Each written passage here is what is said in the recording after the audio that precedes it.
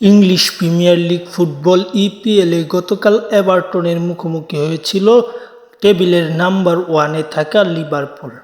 ম্যাচের প্রথম অর্ধে দুই দল একের পর এক আক্রমণ করলেও কেউ কোনো গোল করতে পারল না এবং গোলশূন্য ড্র নিয়ে বিরতিতে যায় দুই দল এবং বিরতি থেকে ফিরে 57 মিনিটে জটের গোলে এগিয়ে যায় লিভারপুল এবং এই এক গোলের ব্যবধানে ম্যাচটি তারা জয় পায় 1-0 গোলের ব্যবধানে এবং শেষ পর্যন্ত এই জয় নিয়ে সন্তুষ্ট থাকতে হয় লিভারপুলকে এবং এই জয় নিয়ে সন্তুষ্ট থাকার পাশাপাশি পয়েন্ট টেবিলে তারা ব্যাপক উন্নতি করেছে। বলা যায় তাদের চ্যাম্পিয়ন হওয়া এবার আটকাতে পারবে এমন দল বা এমন কোনো টিমই দেখা যাচ্ছে না, কারণ তারা পয়েন্ট টেবিলে দুয়ে থাকা আর্সেনালের থেকে প্রায় 10 পয়েন্টের উপরে এগিয়ে।